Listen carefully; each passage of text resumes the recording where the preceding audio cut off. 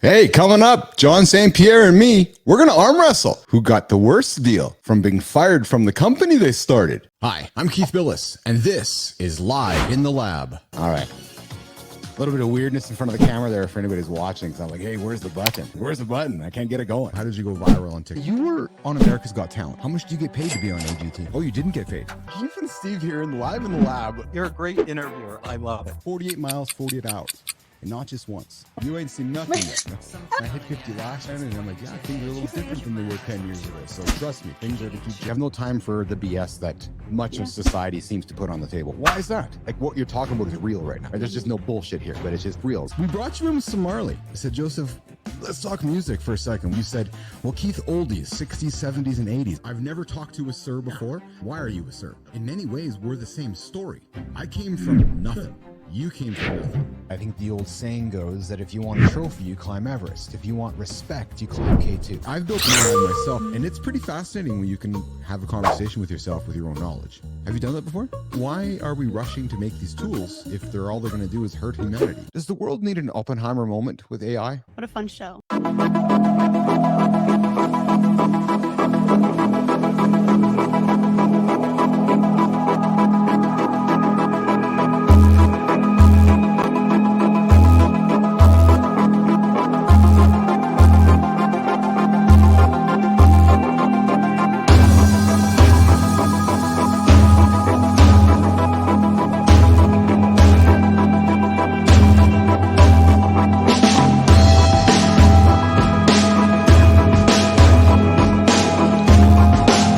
Hey, I'm flexing. I'm flexing. Yeah, I'm flexing. If you're an entrepreneur, you're flexing today.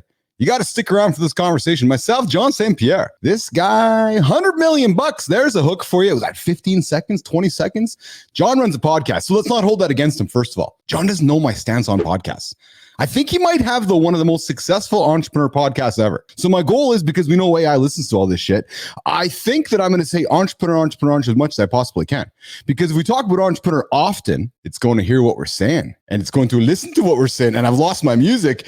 I'm going to bring it back to it in a second. So John St. Pierre is the entrepreneur of all entrepreneurs. The guy has started a couple companies. Yeah. Got walked out of one of them after apparently aggressively growing a business. Who's firing somebody for aggressively growing a business? I'm just kind of curious about those decisions that sometimes people make. Anyways, John's joining us here today.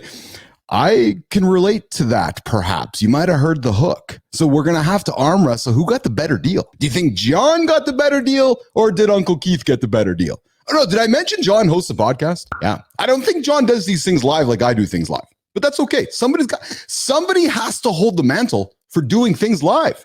And if it's not going to be me, then who will it be? Why is my music not working? So we're going to keep chatting away while we get the music going here.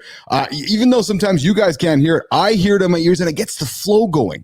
So John and I met over Podmatch. True story. There's that dating service for podcast hosts and live show hosts like myself. We met and I'm like, oh, interesting.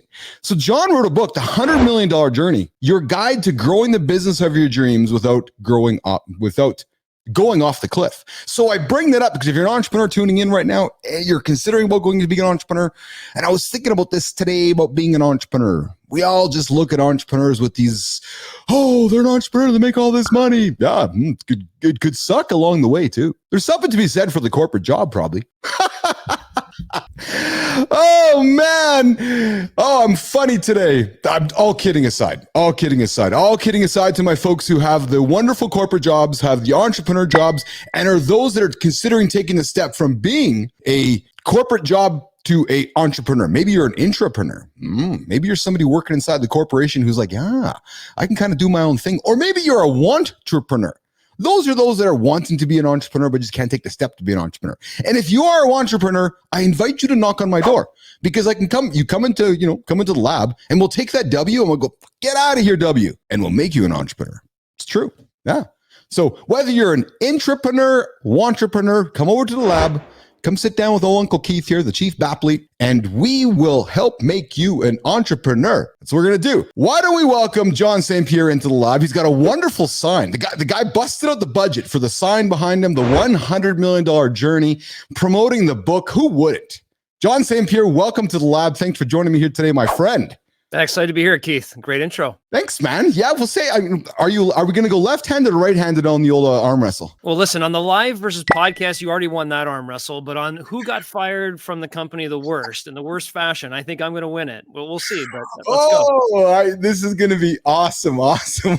So we got to get the audience liking you first and wondering who John is, and we got to get him curious to care for you. And I always like to set it up from, like, where do you live? I currently live in Portsmouth, New Hampshire, but I'm originally from Montreal. Oh, okay. So let's see. All right, it's okay. Well, I don't have my applause button ready today, but if I would hold it against you if you maybe lived in. I always throw people under the bus from Arizona because they took my hockey team, even though they're losing my hockey team again because that hockey team's going to Salt Lake City.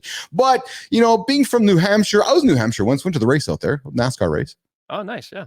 Yeah. And I've been to Montreal a few times. Love Montreal. So you're Canadian? You're a Canadian guy or you're an American guy? Yeah, I had to bring that right off the bat, knowing you're from Winnipeg. Yes. That we have that connection right off the bat. And I think we have a connection through the sport of hockey because we're Canadians. So we must have it automatically. This is so, but hold on though. So I'm sure my buddy Maurice is listening right now. So my buddy Maurice is married to his wife, Gail, and Maurice is an absolute massive Canadians fan. And his wife is a massive Bruins fan. Ooh. Now yeah. Right? Yeah, I know. Now you moved from Canadianville to Bruinville, largely. Yes. Did you change colors, or where did you go with that there, John? Didn't change colors. I've brainwashed my kids. They're Canadians fans, even though they were born on this side of the border. So no, I got my bases covered, but it's pretty lonely being a Canadians fan in Boston. I'll tell you that much. I'm sure. So what prompted the move from Montreal to Boston? I came to go to college and play hockey, actually, 25 to 30 years ago. And once I came south, ended up getting, career started down here and never went back. Oh, so hold on. Rewind it. You're a business athlete. I am. That's awesome. So let's go back. I didn't see that in your bio or anything but your bio. Where did you play hockey? Boston College, or where did you go? No, I went to the University of Maine. I was there for a year and a half, and then I transferred to University of Southern Maine, got my degree from Southern Maine in 96. That's exceptional. I asked because it's relevant to my life right now. My son's 17. He's on that chart of, okay, what's next? It's NCAA. Is it D1? Is those kind of conversations there? He's on his path to junior. So when you bring it up, I can completely relate. Right? Yeah, well, we can have a personal conversation. I got a 16 and 17-year-old on the same trajectory. So we're in the same journey.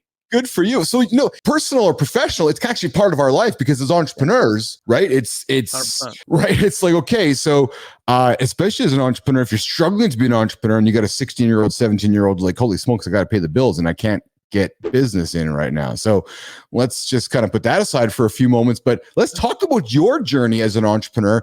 And my goal here, John, is to wind us down the path till we get to the back of that book there, which is the $100 million journey we're starting on. So where does your journey start, John? Yeah, well, I guess it started back in, Montreal. Yeah, I like to talk about my chocolate bar fundraising school contest, right? And my father actually worked for the Royal Military College of Canada, and they have a base in Kingston, as you know, and they had one in Saint-Jean, which is a French town in Montreal, and that's where I kind of grew up. And I learned the concept of supply and demand at a young teenage level when we had a chocolate bar sales competition. And I'd go to my neighbors and they'd buy bars, but the further I got away from my home, the less chocolate bars I'd sell. But one day, me and my buddy Stefano, we ended up going with my father to the Royal Military College with our boxes of chocolate bars. I started running through the cadet dorms, and we would knock on one door and the cadet would buy like 5 chocolate bars because they weren't allowed to have sweets as cadets in the dorms. And we, ultimately we ended up winning that chocolate bar sales competition because we went there night after night for a week or so. And I was like, okay, this is interesting. What else can we do? And, ultimately, path took us different ways. We started doing landscaping projects, painting projects, small little things. But I got that entrepreneurial bug. Started drinking a little bit of the Kool-Aid of the American dream on TV and a bunch of different opportunities, as we do as, young Canadians living near the border. And ended up going to school in the U.S. to play college hockey, was getting an accounting degree. And Keith, a little interesting situation happened is, when you're on a student visa in the U.S., you can't really work. I mean, you can get an unpaid internship. So my first summer in the U.S., I had to go back to Canada to get a job. And I went planting trees in Northern Ontario. I mean, like Northern Ontario. I mean, like all the way up there, places you don't want to go, right? And it was the most horrible summer job you could ever imagine. And so the year 2, I was like, you know what? I'm going to stay south of the border. I'm going to stay this side. I got to figure this out. And there's a little bit of a loophole. If you own a limited liability company, you're not on payroll, and therefore you don't need a work visa because you're not on payroll, and foreigners can own limited liability companies. So I ended up getting a franchise with College Pro Painters, and ran my own College Pro painting franchise that summer, and continued to get the bug of this entrepreneurship thing. This is interesting. Paid my dues. Certainly my first year of being a College Pro franchisee, it was tough. It was really, really hard, but then figured it out. That's kind of where my entrepreneurial juices really started. I love that this started with chocolate bars, because so did mine. Really? Yes.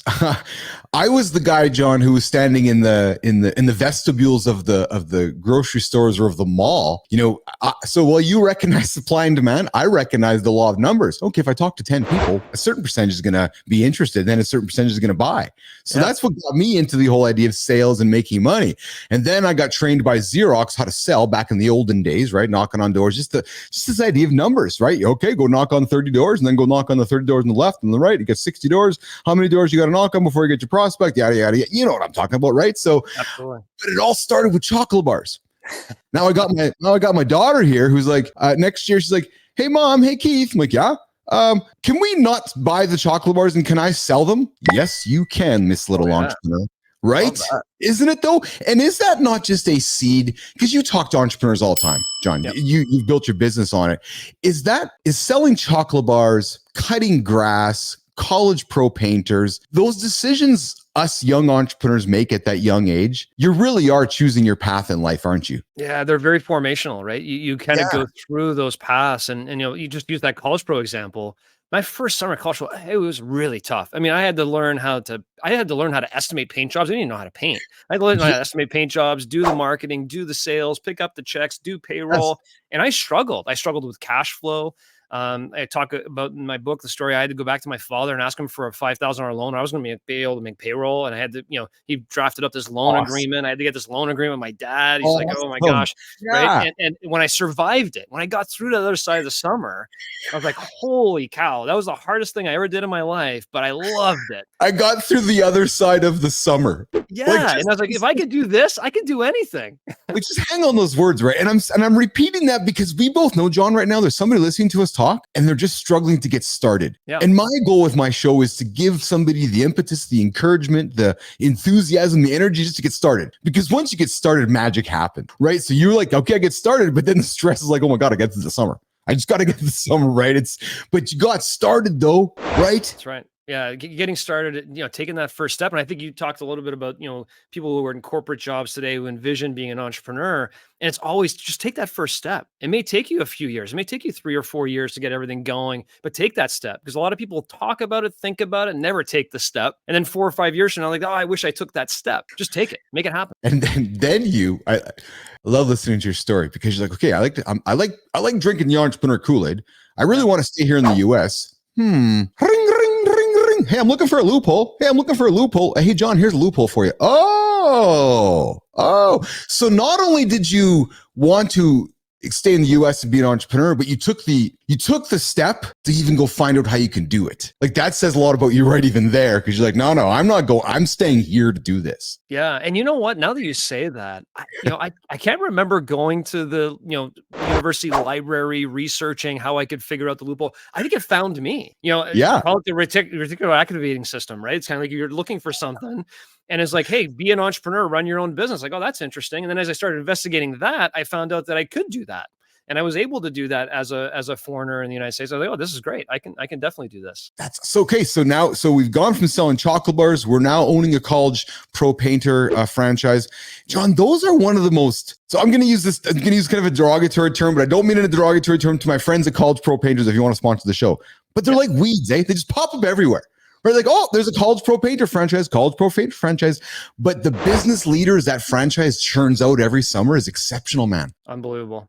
Yeah, the amount of people that have gone through that program and survived the program, because not many who do a College Pro franchise back in the day would survive it. But those who survived it kind of had that mentality of, you know what, if I can do this, I can accomplish anything. Let's go. And there's been some really successful business leaders that we've seen throughout North America that have gone on to create some amazing companies that started their roots there. But it could be any of those management type of programs or entrepreneur type of programs. That's why I love what your daughter said. Like, to me, teaching young adults, really young teenagers, how to be entrepreneurial minded and get those juices flowing is a great thing. Let me ask you this. I wasn't going to go here so early in the conversation, but let me ask you this. You have a 16-year-old, 17-year-old. I have a 17, 14-year-old. We know that the world has been inundated with knowledge in our pocket. You know, we know that the knowledge in our pocket is only getting smarter every single day. And of course, I'm relating to large language models and AI and so forth. Do you not struggle sometimes, John, looking in your own mirror and probably look at how you were raised when one of your kids is going to come to you and say, hey, Dad, I want to go to University of Maine or Harvard. And it's going to cost you,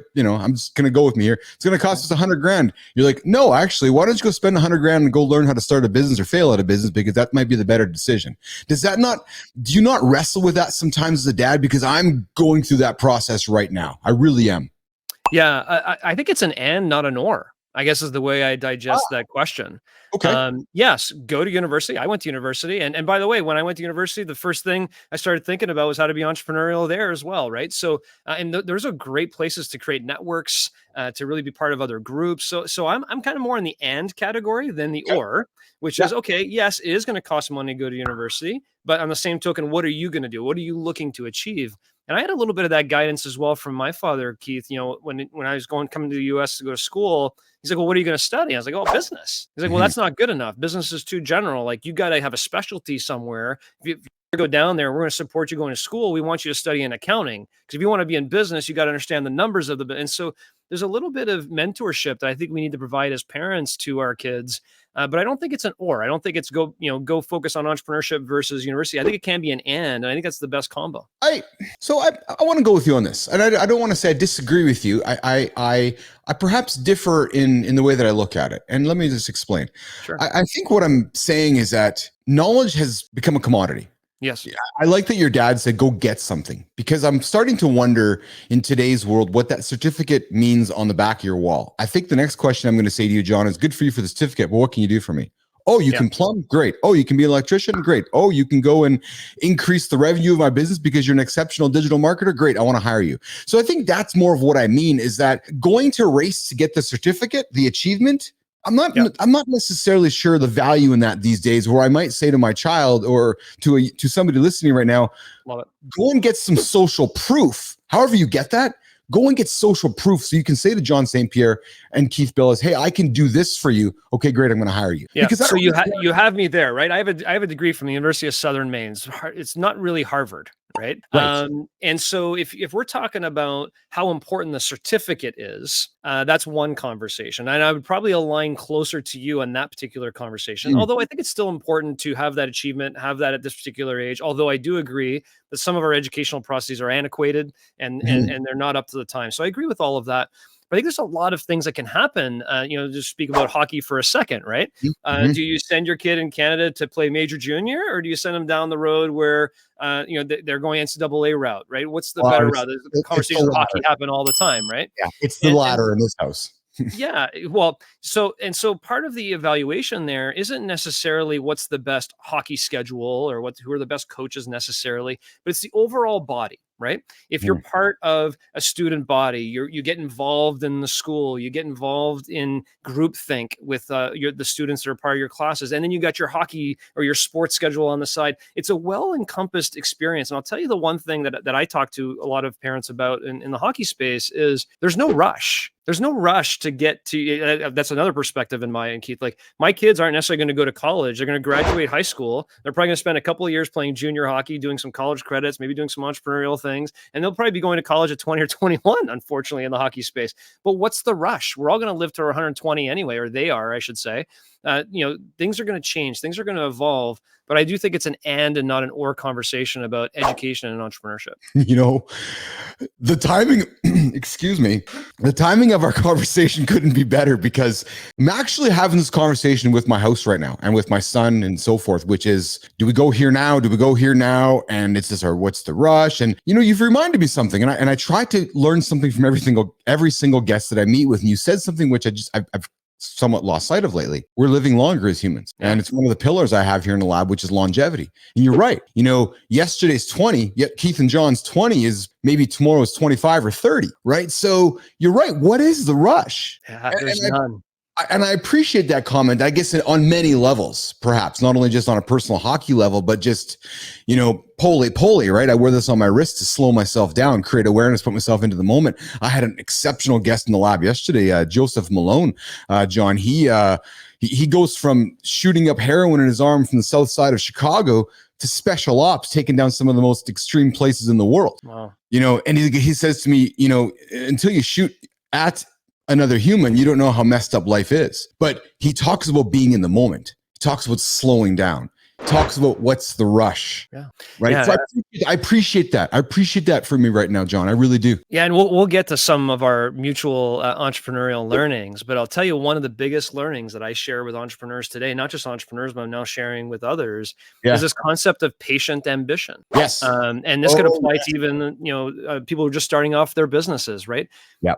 Be ambitious, like want to achieve great things in your life or in your business or in your career or in your household. Be ambitious, but also have a little bit of patience. And I think I've struggled with that. That's why you wear the bracelet. I have other things, right? We as entrepreneurs want to go. Well, you can go right off the cliff, just like I did, right? And so you have to have that concept of patient ambition, but it also applies to these youth today. And you talk about longevity, and there's also the concept of just health span. How long are you going to, you can live to 120, but you can't walk when you're 100, right? That's different. But there's a health span. How long can you keep yourself healthy? And there's a lot of concepts about that, with AI advancements of biotech, I mean, there's so many different ways that we're going to look at life differently in the future. So what's the rush, right? Take your time, but be ambitious.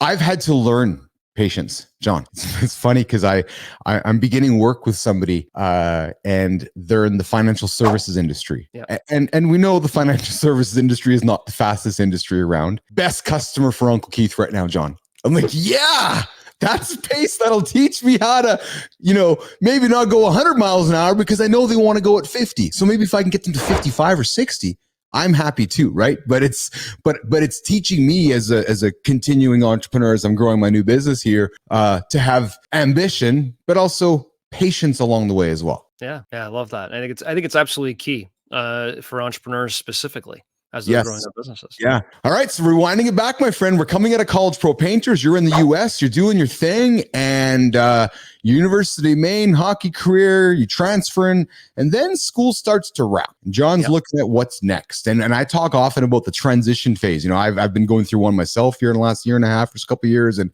that waking up and kind of getting out of bed in the morning. Okay, so what's next? Whether you're a corporate person wanting to become an entrepreneur, whether you're that entrepreneur waking up today going, holy smokes, I'm now on my journey. Talk about that morning where you're like, okay, I guess my journey's starting. Yeah.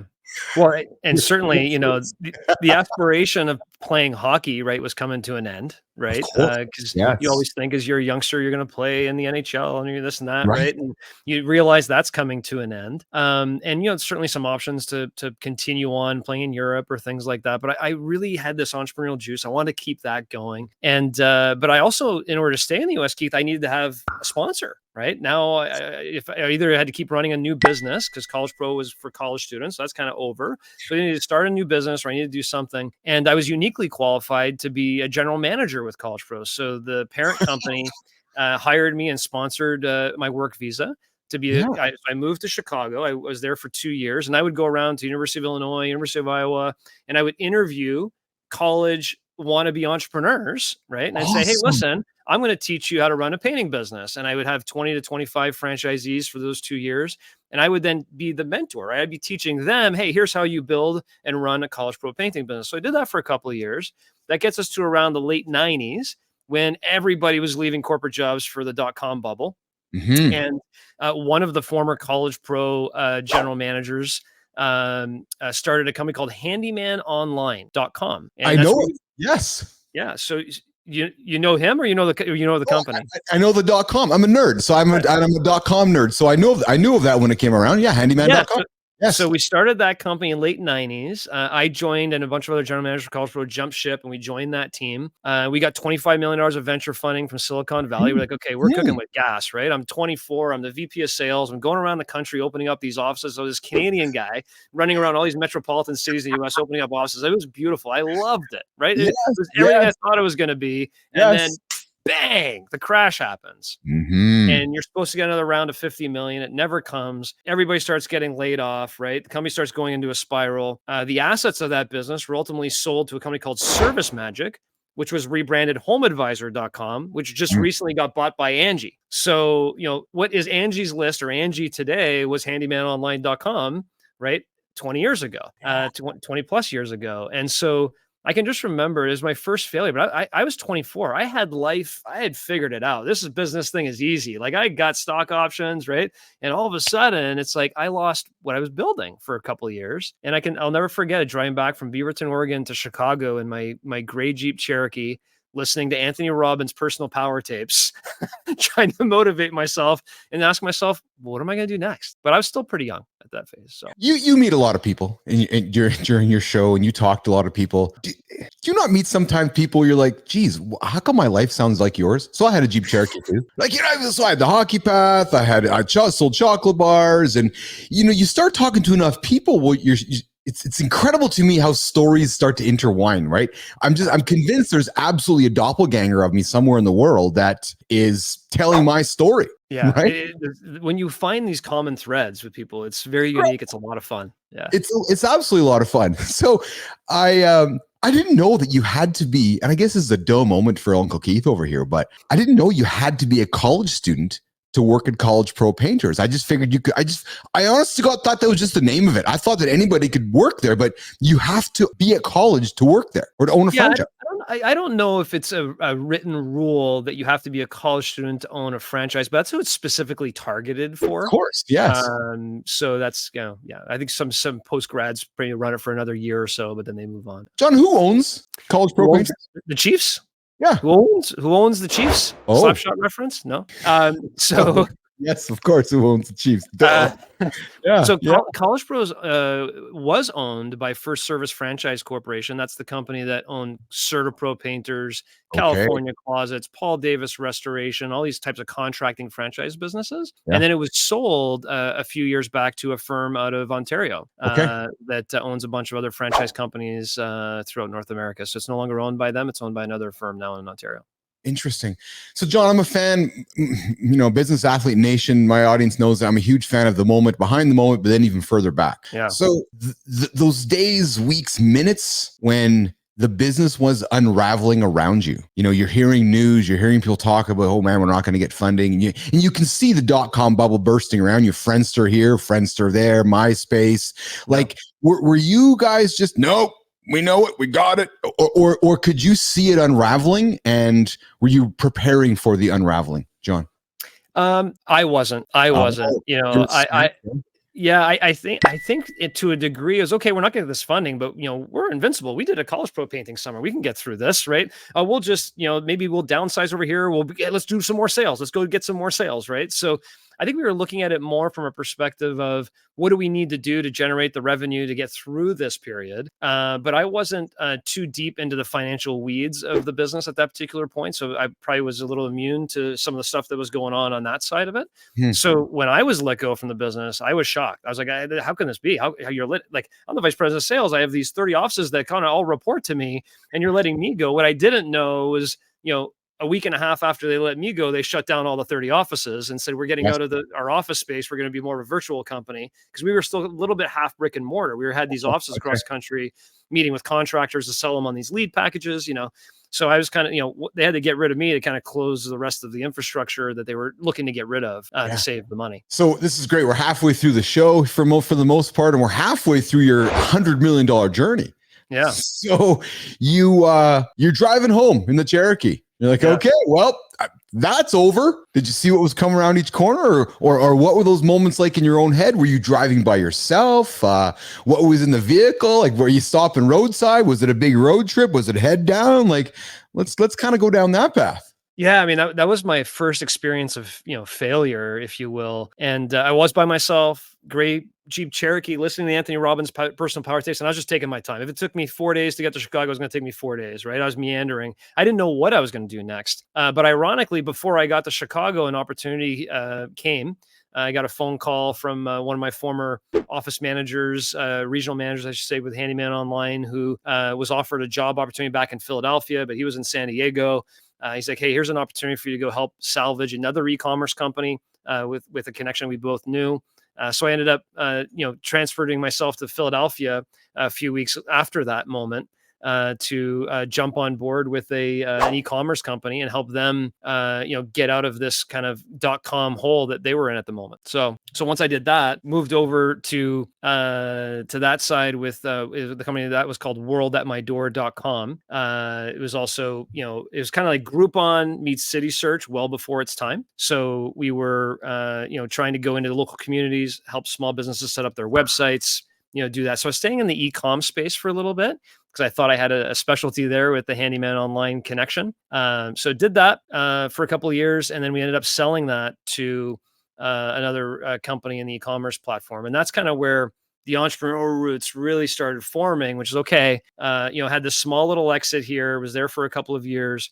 What am I going to do next? And it was in that process that we started a new business. And at that time, Keith, I was still enjoying playing hockey a little bit. So I was playing some men's league hockey. I had this contracting experience with Handyman Online, and decided to start a project management company called Rhombus Group, which was in the contracting project management space, which was on one side. And on the other side, started a hobby hockey business with some friends, taking teams to Europe and doing some camps and tours and all those kinds of things. So that was kind of the next step that I took in my journey. Was, basically, I'm going to go start my own thing now. I'm tired of, going to work for somebody else and, it not working out. I wanted to go back to being an entrepreneur. And that's when we started those two companies. So my journey took a lot of different roads from there. We grew the project management company. We were going into retail environments and installing kiosks, digital signage, fixtures, and other components and retail spaces or restaurant spaces. So that was kind of a project management company. And we grew that company for a period of years. And then on the other side, on the sports business, as I said, we grew that company as well. It was more of a hobby business to start, where we were taking international hockey, teams to international hockey tournaments, hosting camps and tournaments. So I had these two companies that were kind of running in parallel between like 2003 to 2010. And as those companies were growing, obviously going through the learning curve of starting up new businesses, and the sales, the marketing, and a whole bunch of other components had to kind of, ferment themselves and kind of get those processes all running cleanly and smoothly. And I found myself in around 2010, where both companies had grown to about, somewhere between $5 to $10 million each. And one was just a hobby business, and one was, a project management contracting company. And so as we were, evaluating, okay, where do we go with these two businesses? I obviously wanted to spend a lot more time on the sports company. I had a lot more passion to it, and saw a vision to grow that business substantially in hockey, lacrosse, football, and other sports. So we ended up selling a portion of both companies to an investor. And I started focusing a lot more of my attention on the sports business and growing that particular company. So that's a little bit of the pathway I took to kind of get from the .com space to the space where I had, two companies that were generating, $5 to $10 million in revenues. And that's kind of how, everything kind of grew from there. As we, continued to build the business, we saw a lot of opportunities to, expand vertically and go into other areas. I stopped paying as much attention to the contracting business and more on the sports business at that particular time. And we went on an M&A strategy. We were acquiring different companies in the sports space. And growing our team in that area. And that business had grown to a little north of $50 million in global revenues by 2016, 2017 time period. So that's kind of the growth path that I took on that journey with the sports business.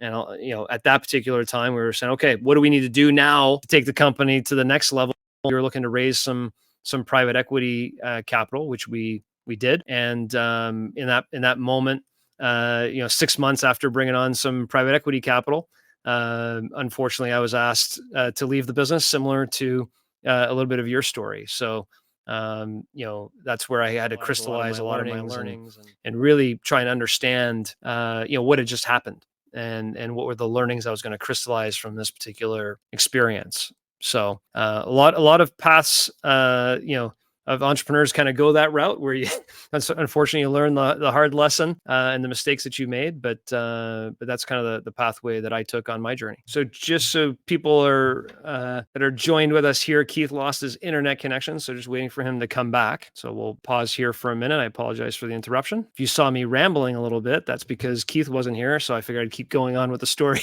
a little bit longer until he joined us back. So one of the benefits of running a podcast versus the live show, I guess I got a strong arm Keith back on that when he rejoins us here. So for those of you joining here while we're in progress, we're just waiting for Keith to come back. He had an internet connectivity issue. Hopefully Keith will be able to get his internet back here and we can continue the conversation. I'm not used to hosting a live show on LinkedIn like he is, so I'm stumped for words to keep the process going. So if you have any questions, if you've been listening thus far, and you want to post any questions on LinkedIn, I can certainly answer any questions there.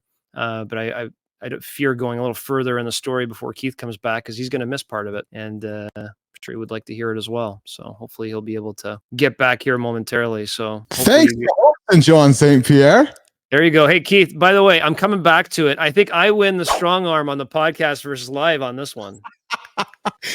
So I don't think I probably could have had a better situation happen that I had somebody here hosting who does his own show. And it's like, oh, yeah, the guy just left us. Like the guy with the red shirt who never leaves shows up every single day. It's funny. My buddy Maurice just sends me a text like, you there? I'm like, yeah. My internet crashed. I'm rebooting. So I'll tell you something funny, John. I've been doing the show now since late end of last year. I've been doing this every single day. Only twice. This is the second time where this has happened in the middle of my show where I've lost my connection. So any good pro will pick it up. We were driving down the highway and I said to you, John, what was going through your mind as one chapter was ending and you were heading back, to the next chapter? What was going through your mind? Yeah, I'll repeat it. I kept going and realizing that I had lost my partner in crime. I just kept going down the story. So people that were listening, please bear with me. I'll repeat it real fast Thanks, John. for your benefit. But on that drive, I got a call from one of the regional managers from San Diego who said, "Hey, John, somebody we both know has an e-commerce company that is struggling in Philadelphia. They're looking for someone to come help, salvage this company and get it to market properly." Yeah. So I flew out to Philadelphia a couple of weeks later, met this individual who became a really close mentor and friend of mine, helped him salvage his e-commerce company. A couple of years later, we sold that. So I had my first little small, like very, very small exit, but experienced a little bit of success. Yes. And was offered a corporate role with a company. Yes. And I was like, you know what? No. This time I'm going to do my own thing. I want to kind of build my own business. So in 2003, I started two companies. One company was a project management company in contracting space because I understood contracting from Handyman Online and found an opportunity to get a contract with a partner of mine. And we were doing commercial contracting. So we were going around to Walmarts and Sam's Clubs, installing fixtures, signage, those kinds of things, right? Across the United States for the most part. And then I also had a couple of friends. We're still playing men's league ice hockey at that time. And came up with an idea of taking a couple of youth teams over to Europe to play in a tournament in Sweden. And this would be a fun little hobby business. Let's, build this team. We'll go over to Sweden, play in a hockey tournament, have some fun, and start a hobby hockey business. And I'll save the details, but 15 years later, the sports company, which was a hobby hockey business, was a $55 million global sports company. And the project management company, which we started at the same time, which was my real job, the one I was going to really focus on initially, was around a $5 million company. And so, the companies kind of went through evolutions over time of building those companies. But I, as a sports company started taking traction, I was like, that's my passion. I want to focus on that particular business. So, around, let's call it, 7 years in, I switched focus from the project management company to the sports company. And I said to my partners, I was like, we were around 10 million at that phase. I know how to take this company to 100 million. I know how to take the sports company to 100 million. Let's go. Here's the strategy. We're going to raise some capital. We're going to go tuck under these mom and pop small sports companies under our business and build this global infrastructure. So we did that. And I'll fast forward the story to 5 years ago and probably 4 months. We're in a boardroom after one of our company summits, all company summits, and I was fired. The company that I'd started 15 years prior grew to north of $55 million in revenues. And, private equity firm came in after the board meeting, wanted to meet with me. and said, hey, you know what? You're out. We're bringing somebody else in. And I lost everything. That's the fast forward. So did you have any idea that that conversation was happening when you were in that boardroom? I knew there was a target on my back. Yes. Oh, you did know. You knew going in? 6 months prior, we raised $20 million of capital. Yes. I put in my own money. My wife and I put in money. Other investors put in money. We brought in this private equity firm that had the major load. And after the ink dried on that investment, it was around April or May of that particular year. Everything started changing. The culture started changing. The questioning of everything started changing. It just felt the climate felt a lot different. And I can remember calling my mentor about a month and a half before the firing, going, "Something's not right. Like, I have a target on my back. These guys, think they got the right person to run this thing. And it's not me. They don't trust me. They trust this other individual that they brought, that was in the business that helped bring in the equity." And so I felt the target. Didn't make it any less shocking. I thought that they would maybe want to put in a new CEO and maybe move me over to president, or, kind of bring in somebody with a little more sophistication of growing a company 100 million, because I'd never done that before. But I didn't think they were going to fire me. That part was the shocking part. In the boardroom so if I can ask, I've never been through that situation before. So as comfortable as you are sharing, what happens in that moment? Are you sitting in a room with 10 guys, 12, not guys, 12 humans, 15 humans, and then you're there and they're like, "John, you're fired"? Yeah, no. So it was maybe a little worse than that in my mind, but we did the entire board meeting. And it was at the end of the board meeting. Everybody else in the boardroom knew what was going on except for me the whole time. The whole board meeting. And they're like, "Okay, the board meeting is over." And I see people like rushing out. They're not even saying bye. I'm like, "What is going on?" And one of my partners said, "Hey, John, can you step by for a second? I want to talk to you." I'm like, "Okay," but I could just tell everybody's rushing out of the room. And he said, "Look, before I bring the private equity guys back in, I want to be the one to tell you, like, I can't stop this train. These guys want to bring in a new CEO." And I'm like, "All right." I was like, "All right, like, bring him in." Yeah. And so the two private equity guys came in. So just the two private equity guys, one of my partners and myself, and they said, "Hey, we're here are your termination papers." And they put them on the table, separation papers or whatever. And I looked at the envelope. I looked back at them, and I was like, "Are you serious? Like, it'd be one thing if you're bringing in a new CEO, but you're gonna, like, the guy who grew the company, like, with blood, sweat, and tears, 15 years, you're just gonna kick me out? Like, I think I have value to add here." And they're like, "No, well, we're bringing in this new CEO, and that's it, basically." So I remember, leaving that, there's a lot of more details that went into that. But at the end of the day, I remember leaving that boardroom, calling my wife and being like, "I just got fired," and driving 2 hours home, which felt like, eternity, to come back and be with the family that night. A few moments ago, when you mentioned that you guys raised money with yourself and is your wife Linda, you said? Linda?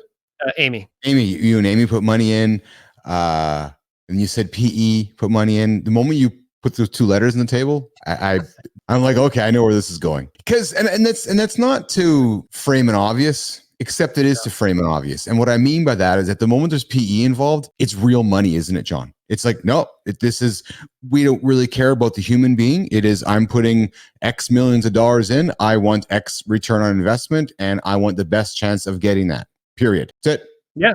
Yeah, it's a financial engineering. There's no emotions. There's no connection to any of that. Yep. That would have been an eye opener for you. Yeah. Man. I mean, it certainly was a devastating moment.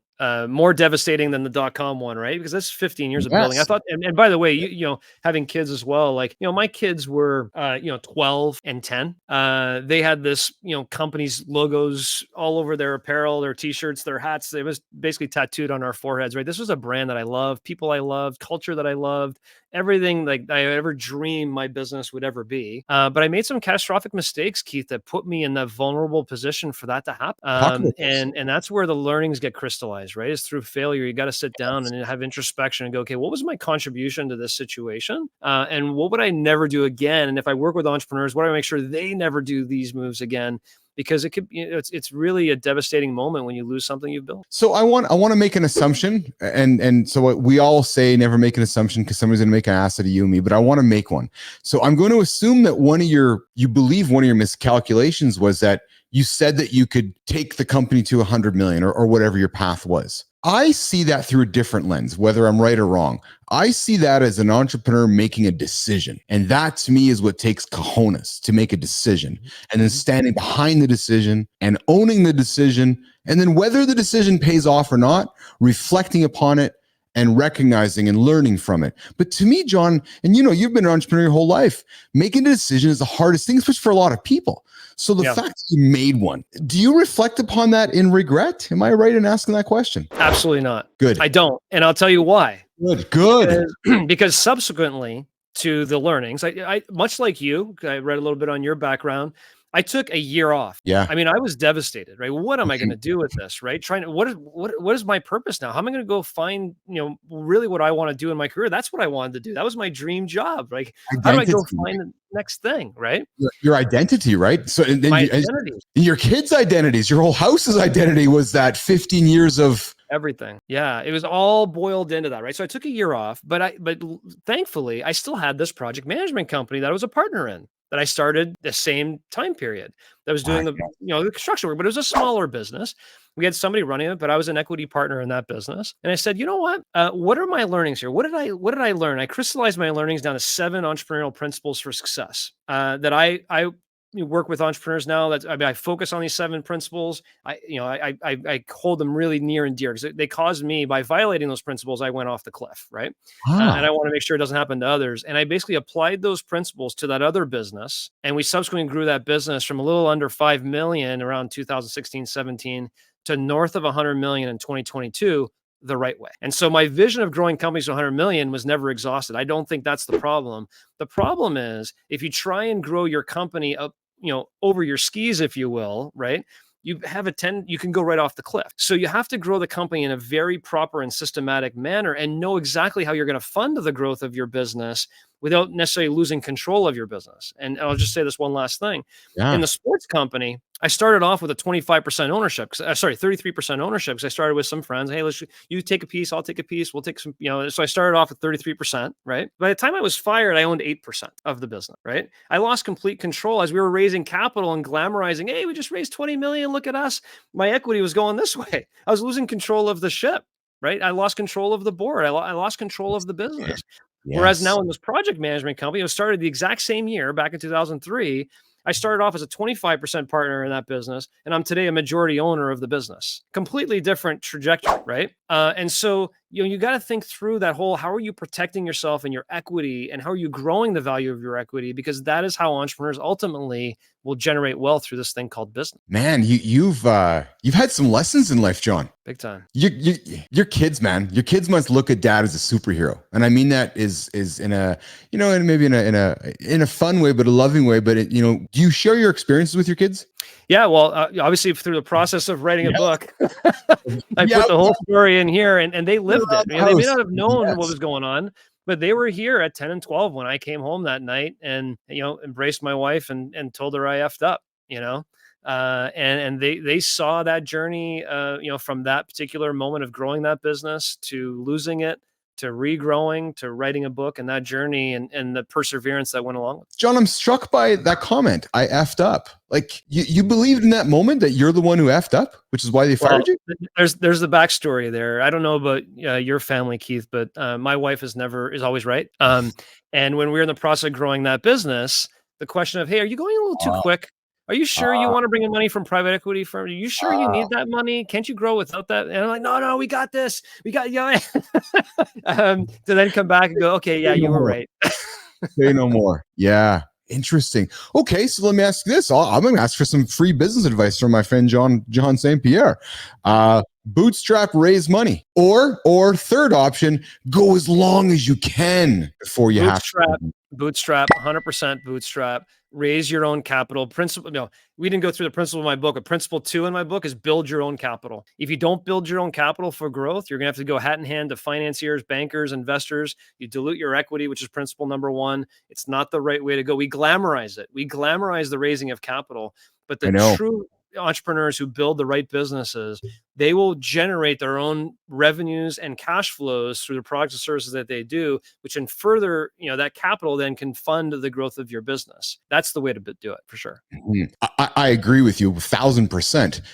It's Silicon Valley has glamorized the idea of raising money. Yes. Right. And what a lot of people don't, I think many lose sight of, it's either you're going for a home run, and if you're not going for a home run quick, we're shutting you down because we want to get the benefit of bankruptcy. And that's what's often not talked about either, which is, oh, what do you mean we don't have patience? We can't be mediocre. Oh no, we hate mediocrity. You're either going up or you're going down, Mr. John St. Pierre.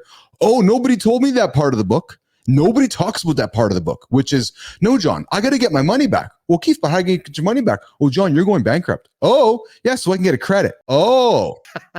So, right? Keith, you don't even know that part of the story. That's where the magic comes in, right? Oh. So listen to this, because you'll love this.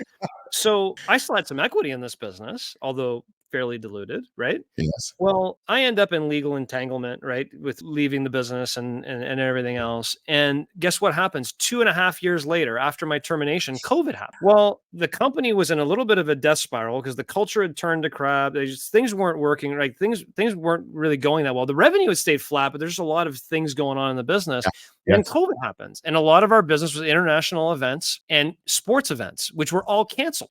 Yes. Well, guess what they did? You know the answer. You just said it. Yeah, they're like, you know what? We don't want to fund this thing anymore. Of course. And it hurt so many people. It hurt so many employees. It hurt so many customers who had paid for events that never got their money back. It was just devastating. This is 2.5 years after I had left. And it was like, just to see that happen to what we had built and the culture and the people, that probably hurt the most. That really hurt the most, was to see, this beautiful thing that we had created, all go up in smoke. So, John, the number one lesson you learned from that experience, is it as simple as I would not raise money again? Is it that? No, I don't think it's that simple. Okay. I'm not completely opposed to raising capital, just for the record. Well, I know you're not, but you learned one thing from that. Like, there's one thing that really stands out for you. What's that one that really stands out? Yeah. Oh boy.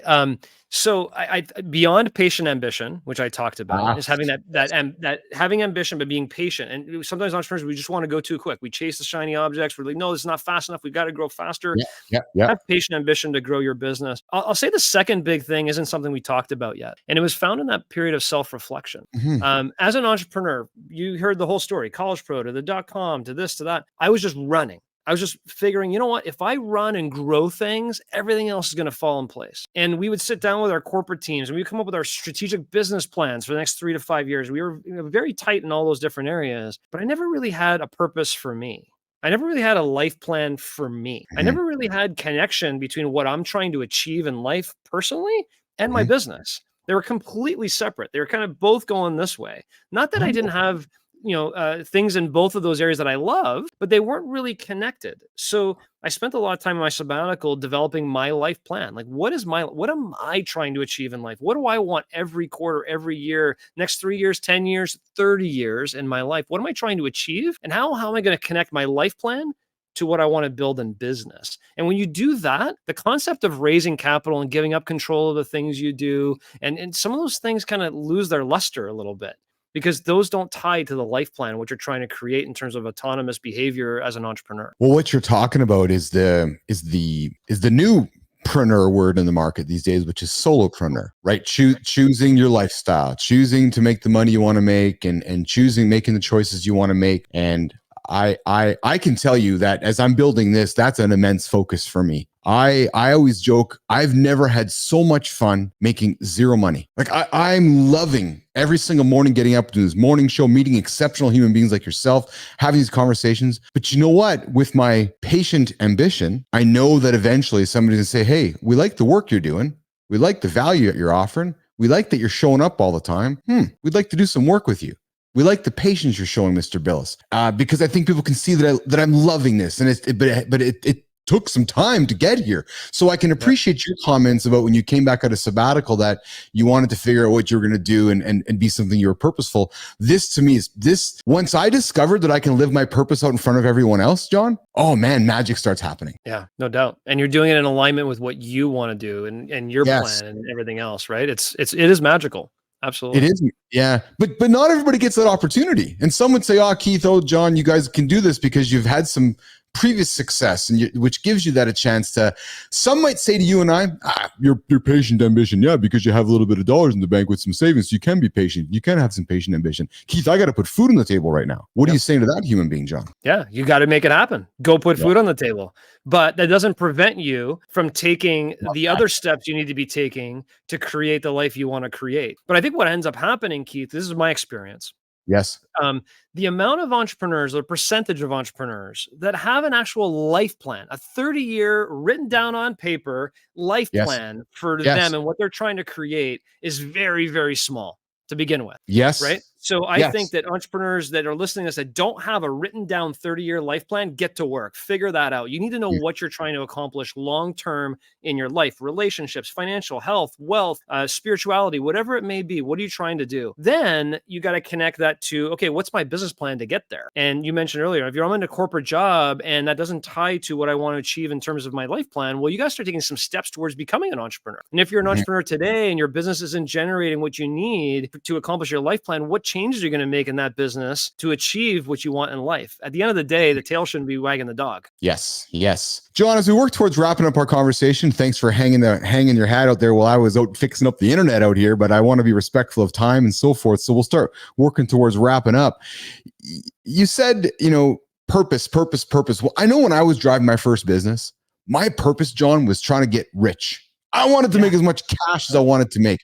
I get tired of people that pretend that that's not the mission. And I just want to throw this out there that while guys like you and I talk about mission and purpose, it's okay if you're a first-time entrepreneur say, no, man, I'm going to make millions of dollars. Good for you, because that should be your purpose. Yeah. I don't think there's nothing wrong with that, frankly. I don't think there's anything wrong with that either. But here's what's important, Keith. Here's the disconnect. For me, it was anyway. Because as an entrepreneur, I just wanted to grow things. Let's just grow. Everything else is going to be figured out. But I didn't know the mechanics behind how you create wealth through this thing called business. So in my personal life plan, make no mistake about it, I want to create wealth for me, my family, and future generations. Like I'm not shamed on that. That's what I want to create. But how you create that, most entrepreneurs don't even know how to do that. And I didn't. I was growing this business to I wanted to grow this $100 million business, but I owned 8% of it. Why don't you grow a $10 million business and own 100% of it? You'll get to the same spot and you have a lot less headaches and more autonomy and more freedom and more this and that. So how you actually create the wealth needs to be a life decision. Like a lot of people, Keith, not only want to create wealth, they want to have freedom. They want to have the autonomy to travel or do things and not be a slave to an 8-to-5 job or whatever it may be. That can be accomplished a lot of different ways. And so it's just really important that, again, the tail doesn't wag the dog. Yes, if you want to create wealth in your personal balance sheet, you got to create wealth in your business balance sheets. But you also need to do it in structured ways that make sense for you. And if you violate some of these principles I talk about, you're never going to get there. I didn't when I violated. Let's give people a reason to buy the $100 million journey. We're not going to go into all the details, nation. So we're going to give you some hooks. John mentioned 7 of them. You talk about 7 principles. They're in your book, right? Yep. Tease a couple of them for nation. Yeah. Let's go through them quickly. Yeah. No, okay. And I want all the details, but what are they? Yeah. Principle 1, build and protect your own equity. We talked about that one today.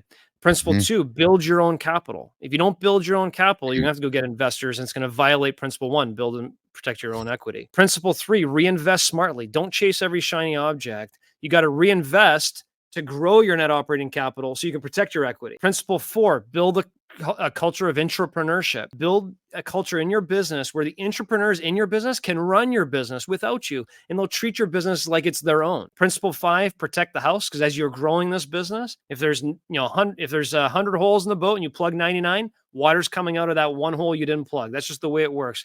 There's risk mitigation that has to take place when you're growing these businesses. We live in a frivolous society, especially down here in the US.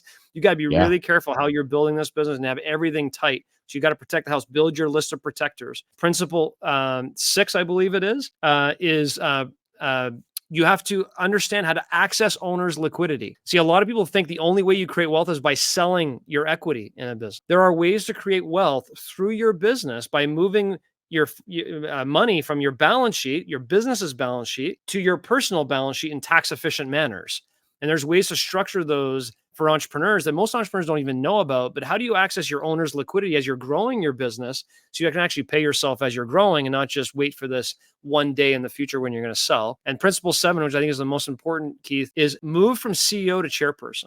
If you're the chairperson of your business, you're in a much different position. You see, today I'm the chairperson of $100 million company. I don't operate the business. It has its own CEO, its own president, its own VP of sales, its own financial team. I don't operate. I'm strategically overseeing the business and helping direct the strategy with that executive team. But I don't run the business. I'm a business owner, not a business operator. That's where you need to move. Exceptional tips, John St. Pierre. I love giving gold nuggets out to the nation. And not only have you given nuggets to the nation, you've given me some nuggets to consider as I'm building this thing. May I offer a principle 8 for you to consider? Yeah, please. We're continuing to grow into a world where humans are more valuable than ever. AI and machines are popping up everywhere, and humans are buying from humans. I believe that we're going to start seeing more businesses that are really businesses that are houses of personal brands. I would love to see your business having a team of strong personal brands, because the stronger their personal brands are, the stronger your corporate brand is. Because I believe as you're continuing to grow your company, the humans that are growing your company only become more valuable the more time they put in. So celebrating those humans and having them as cheerleaders and ambassadors and being those brand, because you talked about culture from your previous ones, you know about culture. So, and if you know to be the chairman of your company, you're already thinking big picture. So you're thinking culture, you're thinking big picture. I'm going to guarantee you, John St. Pierre, you have a bunch of people inside of your house that if you encourage them to shine the light on themselves a little brighter, they're going to in return shine the light back on your business. And I think that's a wonderful thing for companies that they're not thinking about. It's not about, Mr. and Mrs. CEO. Don't worry that, John, your VP or CRO is going to go get another job somewhere.